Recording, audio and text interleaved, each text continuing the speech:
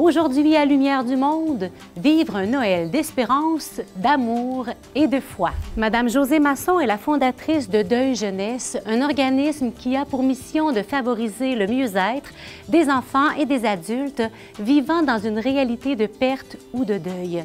Elle nous aidera à voir comment vivre un beau temps des fêtes malgré les épreuves.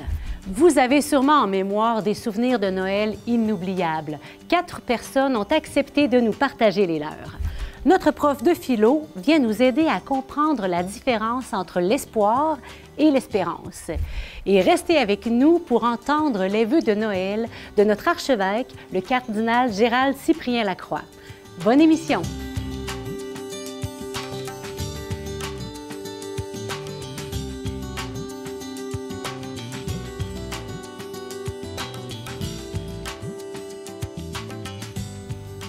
Josée Masson est travailleuse sociale. Elle a développé une expertise reconnue au Québec et à l'étranger en matière du deuil vécu par les jeunes. Elle est présidente directrice de Deuil Jeunesse. C'est un organisme qui intervient auprès des jeunes et de leurs parents, ainsi que leur entourage par différents moyens, dont la sensibilisation, le soutien, l'information et l'intervention.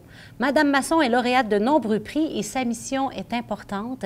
Elle sensibilise les gens à l'importance d'un bon accompagnement dans le deuil. Bonjour, Madame Masson. Bonjour. Merci d'être avec nous aujourd'hui. Donc, je peux t'appeler Josée? Oui. Parfait. Alors, vraiment, c'est un plaisir de t'accueillir pour cette émission qui nous prépare à Noël. Tu as fondé Deuil Jeunesse et par son rayonnement, on le voit bien, c'est facile de voir que ça répond à un besoin. Pourrais-tu nous dire d'où est venue cette inspiration, cette intuition pour Deuil Jeunesse? Alors, bien moi, je suis travailleuse sociale de formation. J'ai commencé dans le réseau de la santé et des services sociaux. J'étais en CLSC et attitrée aux familles, enfants, jeunesse. Donc, rapidement, j'ai réalisé la lourdeur du tabou de la mort ou de parler de la mort aux enfants. Je me suis questionnée, est-ce qu'on est les seuls à avoir autant de difficultés? J'ai vu ce qui se faisait ailleurs. Je suis allée aussi chercher dans la voix de ces enfants-là quels étaient leurs besoins. Et c'est là que j'ai commencé à créer des services pour les enfants endeuillés. Et par la suite, j'ai donné ma démission et j'ai créé Deuil Jeunesse. Fait que c'est vraiment par souci que leurs besoins n'étaient pas répondus pour pallier un manque, hein, évidemment. Les gens qui nous regardent vont peut-être trouver un peu curieux le sujet de notre entrevue. J'ai le goût de te demander pourquoi c'est important de parler de deuil à l'approche de Noël? Mais parler de deuil, il ne devrait pas avoir de date, hein, c'est toujours. Mais l'approche de Noël, qui est une période habituellement joyeuse, c'est là que la douleur, souvent, est encore plus forte. Alors, c'est dans les moments joyeux que les gens, quand la personne leur manque, quand ils ont de la tristesse, de la colère, du chagrin, c'est là que ça fait surface. Et malheureusement, ils savent que les autres veulent passer un Noël joyeux, alors ils vont s'empêcher d'en parler. Et ça peut créer beaucoup de choses. Moi, je dis souvent, ce qui ne s'exprime pas s'imprime, mais les gens ne vont pas aller vers les autres pour parler de leur deuil parce qu'ils ne veulent pas briser le party, ils ne veulent pas changer. Enlever la magie du moment. Non, c'est ça. Donc, il faut que les autres apprennent à aller vers les personnes endeuillées, ne serait-ce que pour leur demander, tu te sens comment ce Noël-ci? Même si ce n'est pas le premier, hein? Ça peut être le 13e, ça peut être le 7e. Tu te sens comment et as-tu des besoins particuliers? Ça pourrait être si simple. Fait que je pense que c'est pour ça qu'il faut en parler. Il ne faut pas que les endeuillés, en plus de leur peine, vivent l'isolement. Ça vient comme amplifier tout ça. Tout à fait. Et aurais-tu des pistes, justement, pour aider les personnes endeuillées, celles qui vivent une séparation difficile ou qui doivent faire le deuil d'une relation signifiante? En bref, comment vivre un beau Noël malgré l'épreuve qui peut nous accabler? Bien, premièrement, pas se forcer que ce soit un joyeux Noël. On entend toujours ça, joyeux Noël, passe des belles fêtes. Oui, mais ça se peut que ce soit pas ça. Puis d'accepter qu'il peut y avoir un mélange d'émotions. Alors, les gens, c'est souvent plus acceptable d'avoir de la tristesse, mais ils ont le droit aussi d'avoir de la joie. Il ne faut pas se culpabiliser d'avoir des moments de joie, puis il ne faut pas se culpabiliser d'avoir des moments difficiles. Il faut peut-être identifier quelqu'un dans nos soirées ou dans nos journées festives, identifier une personne avec qui on pourrait faire un petit code. Moi, quand je te fais ça, suis-moi. On va aller prendre une marche, suis-moi à la salle de bain, mais c'est parce que je vais avoir un trop-plein, je vais avoir besoin. Fait que ça, on peut faire ça. Se demander de quoi on a besoin, justement, ça se peut que ce Noël-ci, on n'ait pas le goût de faire un sapin de Noël. Bien, il faut les écouter, ces besoins-là, parce que si on va à l'encontre, ça va être encore plus difficile. Puis aux proches, de ne pas forcer une personne à faire un sapin de Noël, quand on sait que la personne n'est pas là. Alors, c'est vraiment l'écoute de nos besoins, pouvoir trouver une personne à qui en discuter, de ne pas décider des bonnes ou pas bonnes émotions. Déjà, on risque d'avoir un Noël qui va être plus confortable. Accueillir ce qui est là. L'accueil, tellement ça. C'est ça, Noël. C'est l'accueil de l'enfant, mais c'est l'accueil de l'enfant en dedans. Oui, puis je crois beaucoup à l'oscillation. C'est que ça se peut qu'une seconde, ça soit difficile, mais que 10 secondes plus tard, ce soit plus facile. Finalement. Juste d'accueillir ça, puis de ne pas s'obliger à rien. C'est déjà un grand pas. Vraiment. Vraiment. Et toi, au quotidien, tu rencontres beaucoup de gens qui vivent des épreuves, des temps difficiles. Peut-être que des gens qui nous regardent et qui se demandent comment toi, tu fais pour garder l'espérance au milieu de ces épreuves-là. Qu'est-ce qui te garde branché à ta mission et qui te permet de continuer à avancer, à t'investir? Bien, de voir que je fais la différence. De voir que les gens se sont obligés à vivre un deuil comme la société le veut, puis que après qu'on leur ait parlé, ils réalisent qu'ils ont le droit à leur deuil à eux.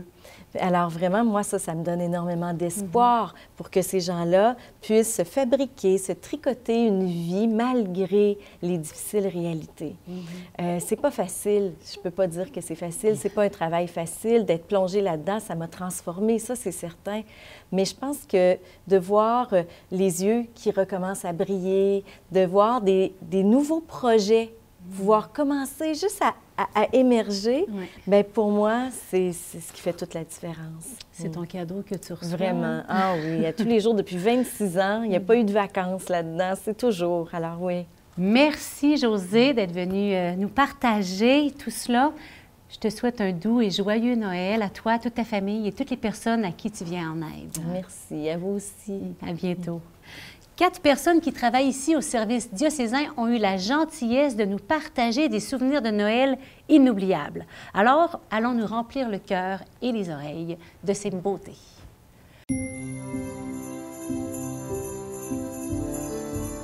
Dans les beaux souvenirs de Noël, je vais en choisir un qui a eu lieu au Québec depuis qu'on a immigré il y a une quinzaine d'années.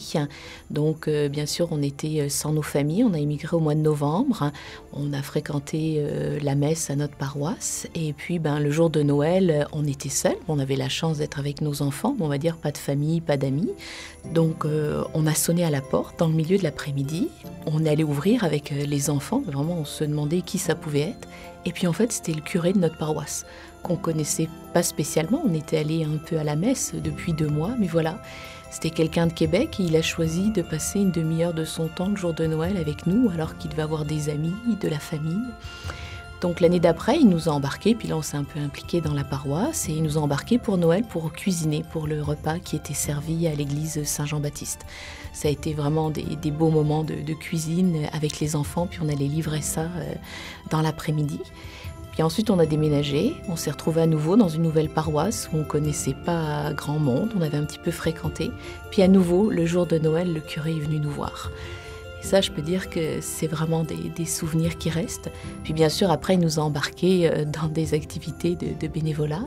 Puis aujourd'hui, depuis à peu près 8 ans, on organise des messes de Noël dans la maison de retraite de la paroisse. Et c'est très agréable, les préparatifs avec des nouvelles personnes de la paroisse qu'on rencontre, mais surtout d'être présent le 24 en après-midi auprès des résidents, auprès de leur famille, de discuter, de voir les enfants qui vont chercher les personnes, de voir des sourires sur des visages qui au départ sont un petit peu figés.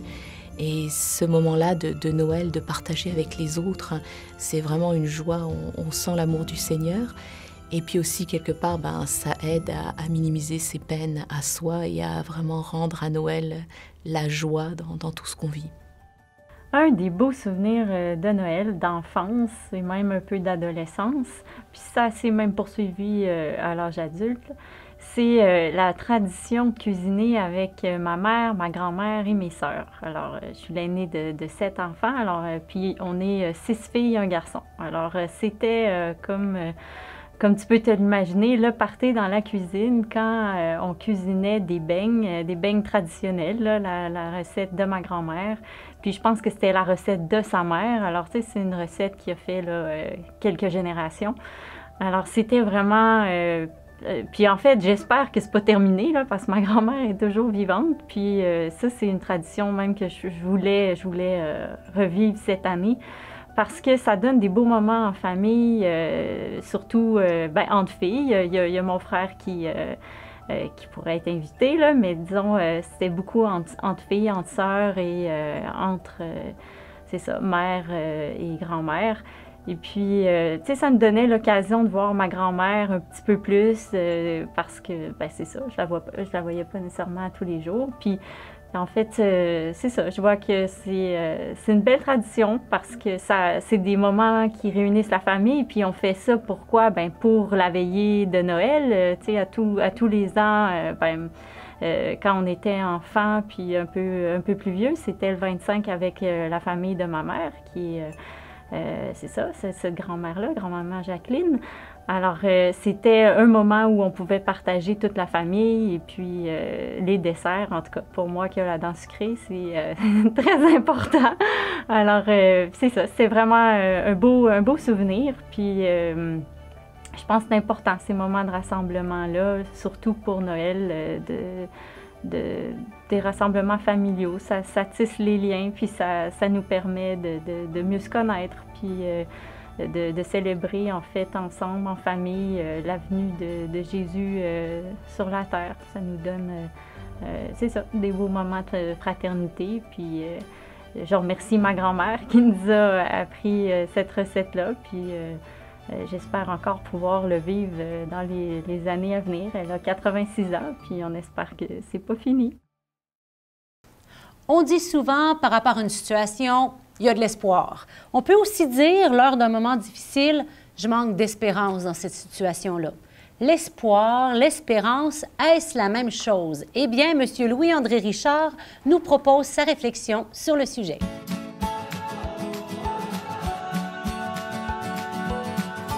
Bonjour Louis-André. Bonjour Geneviève. Alors, s'il y a des gens qui réfléchissent à la signification des mots, c'est bien les philosophes. Alors, l'espoir, l'espérance, qu'en est-il?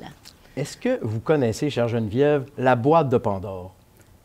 Quelqu'un m'en a déjà parlé, Bien. oui. C'est dans la mythologie grecque.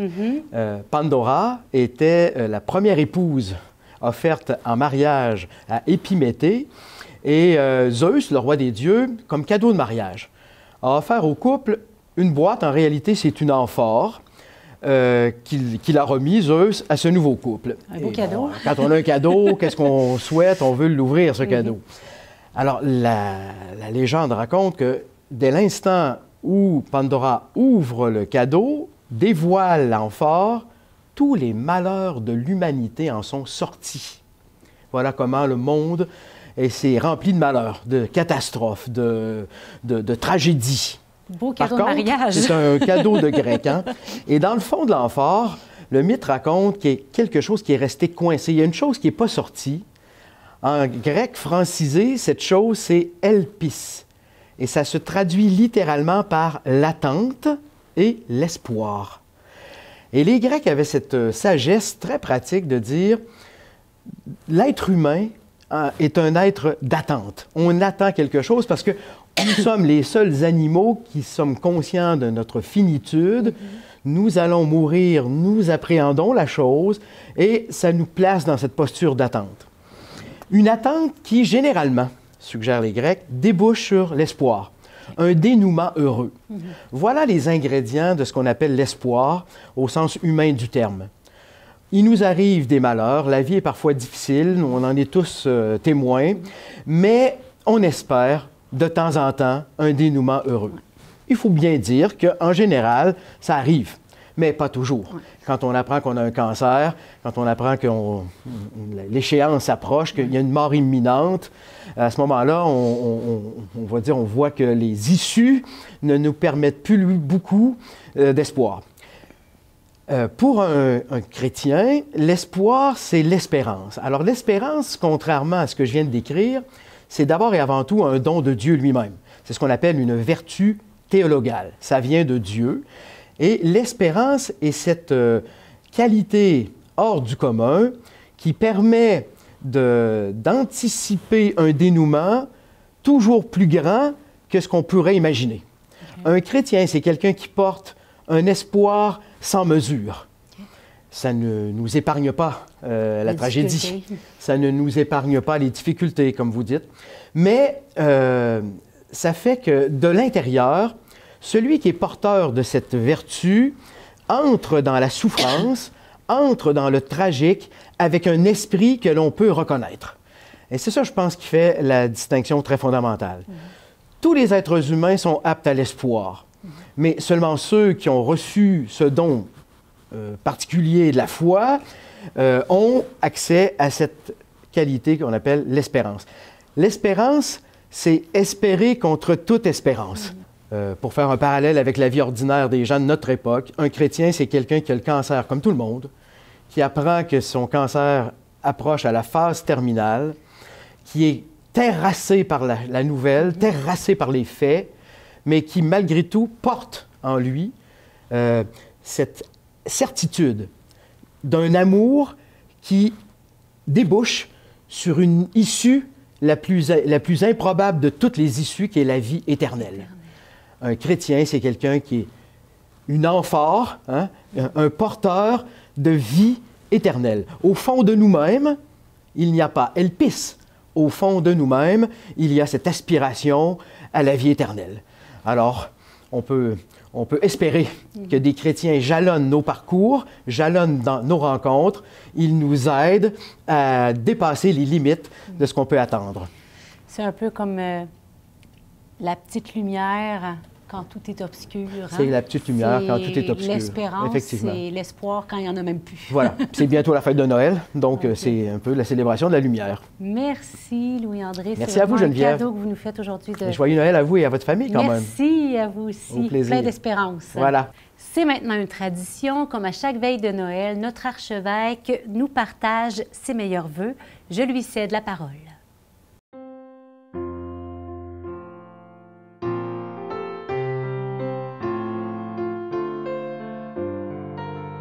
Chers frères et sœurs de la grande famille du diocèse de Québec, la paix soit avec vous. Une autre année se termine et nous voici déjà arrivés aux portes du temps de Noël et du Nouvel An. L'hiver s'est installé tôt chez nous cette année. Déjà, de bonnes chutes de neige éclairent nos paysages grisonnés, mais ça prend plus que cette blancheur pour éclairer nos vies. Il y a tant d'orages qui grondent dans le monde et qui ébranlent notre espérance en un avenir meilleur. Les médias nous projettent des images de guerre et de famine. Nous voyons en direct l'exode de réfugiés fuyant des zones de combat ou leur pays ravagé par des changements climatiques extrêmes. Et plus près de nous, la pandémie semble vouloir s'installer à demeure, alors que plein de drames bouleversent l'existence de nos communautés et la vie quotidienne de nos concitoyens et concitoyennes. Ne croyez pas pour autant, chers amis, que je tiens à brosser un bilan sombre de cette année et que je viens vous accabler davantage, bien au contraire. Pour nourrir mon espérance et mon enthousiasme, je retiens un verset du livre du prophète Isaïe, au chapitre 9. Le peuple qui marchait dans les ténèbres a vu se lever une grande lumière. Et sur les habitants du pays de l'ombre, une lumière a resplendi. Cette lumière qu'évoque le prophète Isaïe, sans l'avoir vue en son temps, resplendit sur le nôtre, puisque le Seigneur Jésus élimine pour toujours les ombres qui empêchent son rayonnement. Avec lui et en lui, nous transformons nos visages ombrageux en regards souriants et joyeux. Nous dénonçons les injustices en travaillant à faire jaillir la lumière de la vérité. En effaçant de nos pensées, de nos paroles, l'amertume du pessimisme, nous devenons des fils et des filles de lumière et nous diffusons dans le monde la joie de la résurrection du Christ Jésus. Lors de son passage à Québec au mois de juillet dernier, le pape François nous a dit, et je le cite, « Nous découvrons que Dieu s'occupe tendrement de nous. nous ressentons la proximité de Dieu. C'est de là que vient la joie de la foi, sachant que Dieu est proche, qu'il nous a aimés le premier et qu'il nous accompagne chaque jour. Chers amis, que notre grand Dieu et Sauveur Jésus-Christ nous fasse naître ou renaître ensemble à la joie de Noël et qu'il la nourrisse en nous. Marchons ensemble dans la lumière du Seigneur. Un très joyeux Noël à vous, à votre famille et à votre communauté chrétienne.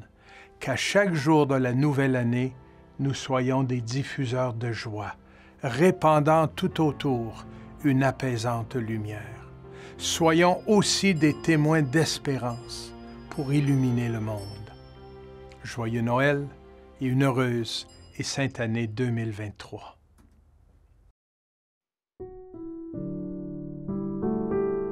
Il y a plusieurs motifs qui peuvent rendre un Noël mémorable.